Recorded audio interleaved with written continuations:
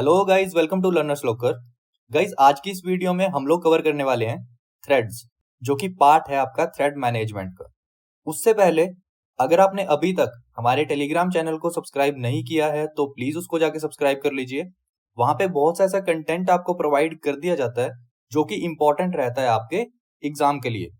तो चलिए बिना टाइम गवाए आज के टॉपिक पे चलते हैं, जो कि है थ्रेड्स। अब यहाँ पे आपको एक साइकिल याद रखनी है। देखिए, हम लोगों ने देखा था क्या, प्रोग्राम के अंदर बहुत सारे प्रोसेसेस जो हैं वो क्रिएट किए जा सकते हैं। देन हर एक प्रोसेस के अंदर बहुत सारे थ्रेड्स हो सकते हैं।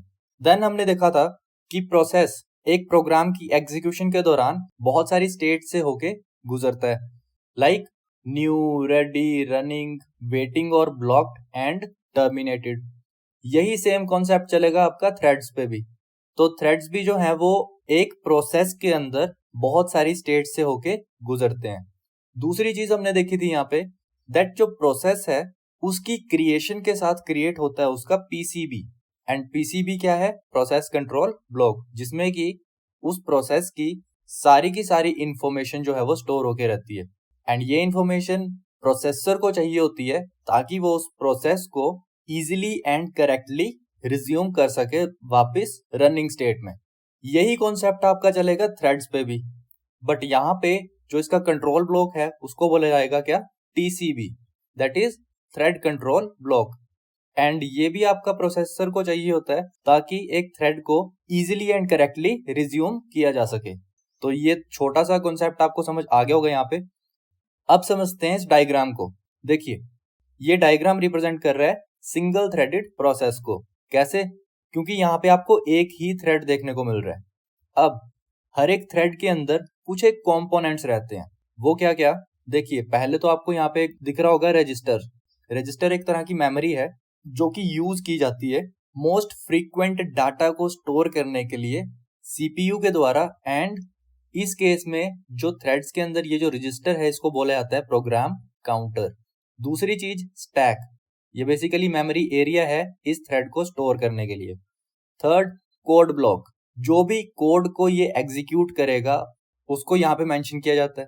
देन डेटा, जो भी इस प्रोसेस का डेटा होगा लाइक टीसीबी एंड ऑल, ये सारा का सारा डेटा वाले सेक्शन में मेंशन किया गया होगा। एंड फाइल्स, अब फाइल्स को यहाँ पे ऑपरेटिंग सिस्टम रिसोर्सेज भी बोला जाता है, तो वो सारा का सारा जो है वो इस सेक्शन में रिप्रेजेंट किया जाता है। तो ये दो सेक्शंस के अंदर एक थ्रेड डिवाइडेड रहता है। पहला ये जो रेड से डिनोट किया गया है एंड दूसरा ये जो ब्लैक से डिनोट किया गया है। अब आपको एक चीज और ध्यान रखनी है यहाँ पे कि हर एक थ्रेड का ये जो रेड वाला पोर्शन है ये यूनिक रहेगा। एंड एक थ्रेड दूसरे अदर थ्रेड्स के साथ ये जो ब्लैक में पोर्शन है इसको शेयर कर सकता है। तो ये चीजें आपको समझ आ गई हैं। चलिए अब देखते हैं इसमें लिखा क्या है। तो थ्रेड होता क्या है बेसिकली? थ्रेड एक सिंगल सीक्वेंशियल फ्लो है एग्जीक्यूशन का। किसका? उन टास्क्स का जो कि एक प्रोसेस के अंदर एग्जीक्यूट होती हैं। तो हमने यहाँ पे देखा ही था कि एक प्रोग्राम के अंदर एग्जीक्यूट होता है आपका प्रोसेस एंड प्रोसेस के अंदर एग्जीक्यूट होता है थ्रेड। तो ये जो है ये आपका लिंक्ड होगा किससे? प्रोसेस के साथ ही। एंड प्रोसेस लिंक्ड था आपका प्रोग्राम्स के साथ। ये चीज आपको क्लियर है? अब क्योंकि ये एक सिंगल सीक्वेंशियल फ्लो है एग्जीक्यूशन का उन टास्क्स का जो कि प्रोसेस के अंदर एग्जीक्यूट हो रही हैं, इसलिए थ्रेड्स को thread of execution and thread of control भी बोला जाता है। ये चीजें आपको ध्यान में रखनी है, इंपॉर्टेंट होती हैं ये वाली चीजें एग्जाम्स के लिए। देन अब और सिंपल वे में अगर आपको समझना है इस चीज को तो आप इसको ऐसे समझ सकते हैं कि अगर एक प्रोसेस के अंदर आपको किसी टास्क को एग्जीक्यूट करना है तो एक थ्रेड जो है वो उसका पाथ होता है कि आपको इस पाथ से इस टास्क को एग्जीक्यूट करना है। ये चीज आपको समझ आ गई है। देन बहुत जगह पे थ्रेड को लाइट वेटेड प्रोसेस और मिनी प्रोसेस भी बोला जाता है। वो क्यों? क्योंकि जो थ्रेड है वो पहले तो आपका एग्जीक्यूट होता है एक प्रोसेस के अंदर एंड प्रोसेस की छोटी छोटी टास्क को ये परफॉर्म करता है। तो कई बार इसको लाइट वेटेड प्रोसेस और मिनी प्रोसेस भी कंसिडर कर दिया जाता है। तो ये भी आपको ध्यान रखना है। देन अब जो थ्रेड है इसको smallest unit of CPU utilisation consider किया जाता है, क्योंकि इससे छोटी और कोई यूनिट नहीं है जो कि सीपीयू को यूटिलाइज कर सके।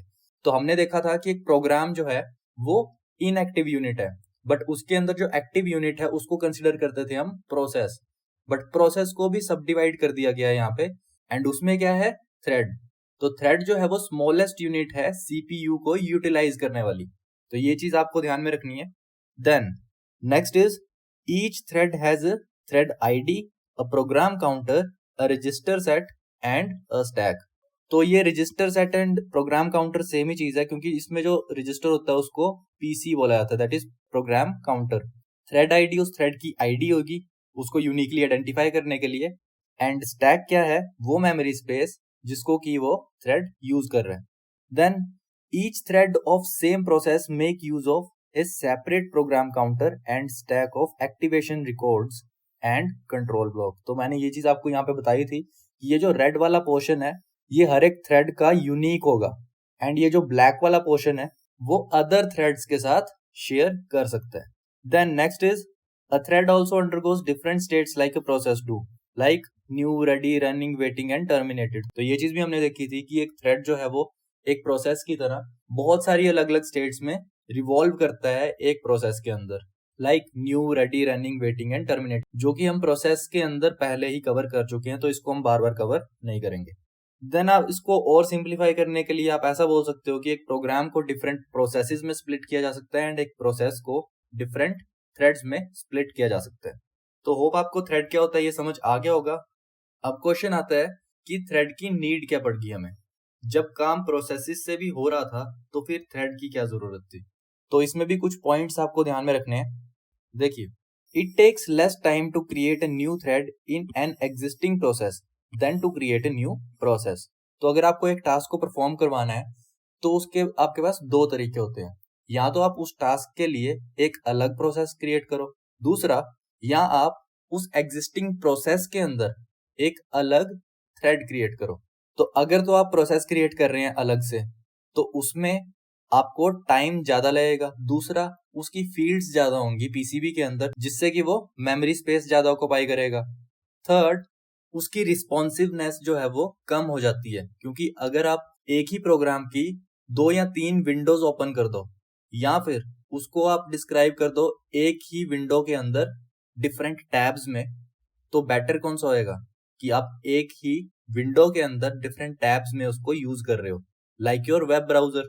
तो पहली चीज आपको ध्यान में ये रखनी है कि थ्रेड को क्रिएट करना इजी होता है एंड कम टाइम लगता है थ्रेड को क्रिएट करने में एक प्रोसेस के अंदर कंपैरेटिवली कि आप एक न्यू प्रोसेस को क्रिएट करें। ये चीज आपको क्लियर है। The next is threads can share the common data, they do not need to use inter process communication. अब हमने देखा था एक प्रोसेस के अंदर कि प्रोसेस इंटर प्रोसेस कम्युनिकेशन कर सकता है। इंटर प्रोसेस कम्युनिकेशन मीन्स एक प्रोसेस दूसरे प्रोसेस के साथ कम्युनिकेट कर सकता है। अब इस केस में क्या है कि थ्रेड्स को ये करने की जरूरत ही नहीं पड़ती है, क्योंकि हमने देखा था अपने पिछले डायग्राम में कि वो जो ब्लैक वाला पोर्शन था जिसके अंदर क्या क्या था, कोड, डेटा एंड फाइल्स, ये जो फील्ड है ये थ्रेड्स शेयर कर सकते हैं अदर थ्रेड्स के साथ, तो इनको इंटर प्रोसेस कम्युनिकेशन करने की जरूरत नहीं पड़ती है या इंटर थ्रेड कम्युनिकेशन करने की जरूरत नहीं पड़ती है। ये चीज भी आपको क्लियर है। Then next is context switching is faster when working with threads. तो थ्रेड्स के साथ जब हम काम कर रहे हैं तो कॉन्टेक्स्ट स्विचिंग जो है वो फास्ट होती है। अब इसको भी आप समझ सकते हैं कि आप एक ब्राउजर जो है उसकी बहुत सारी विंडोज ओपन करके रख लो एंड एक विंडो के अंदर आप बहुत सारे टैब्स ओपन करके रख लो, तो किसके अंदर आप ज्यादा एफिशिएंटली एंड इफेक्टिवली काम कर पाएंगे। तो वही सेम चीज यहाँ पे अप्लाई हो रही है। तो कॉन्टेक्स्ट स्विचिंग क्या होता है, स्विच बिटवीन डिफरेंट प्रोसेसेस या डिफरेंट टास्क्स, एंड थ्रेड्स के केस में ये कॉन्टेक्स्ट स्विचिंग फास्ट होती है क्योंकि हर एक टास्क को परफॉर्म करने के लिए एक अलग थ्रेड होगा, एंड यही चीज हम कर सकते हैं प्रोसेसेस के साथ कि हर एक टास्क को परफॉर्म करने के लिए एक अलग प्रोसेस लगा सकते हैं, बट उसमें क्या है कि वो स्लो हो जाता है थोड़ा सा, तो इसलिए हम यूज करते हैं क्या, थ्रेड्स को। Then next is it takes less time to terminate a thread then a process. तो हमने यहाँ पे भी देखा था कि इसको क्रिएट करना भी इजी है एंड कम टाइम लेता है ये क्रिएट होने में, एंड ऑब्वियस ही बात है कि अगर क्रिएट जल्दी हुआ है तो इसको टर्मिनेट करना भी इजी होगा एंड ये कम टाइम लेगा टर्मिनेट होने में भी। तो ये चीजें आपको समझ आ गई होंगी। अब यहाँ पे कुछ एक चीजें और आपको पता होनी चाहिए। पहली चीज कि थ्रेड्स को इंटर प्रोसेस कम्युनिकेशन की जरूरत क्यों नहीं पड़ती है। देखिए, एक प्रोसेस जो है वो काम करता है सेपरेट मेमोरी स्पेस पे। सेपरेट मेमोरी स्पेस मीन्स कि उसका जो मेमोरी है वो अलग से होगी, वो सेम मेमोरी के अंदर दो प्रोसेसेस काम नहीं करते हैं। बट थ्रेड्स के केस में होता क्या है कि ये काम करता है शेयर्ड मेमोरी स्पेस पे।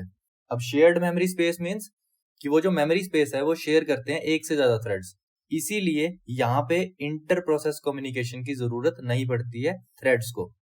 ये चीज आपको पता चल गई है।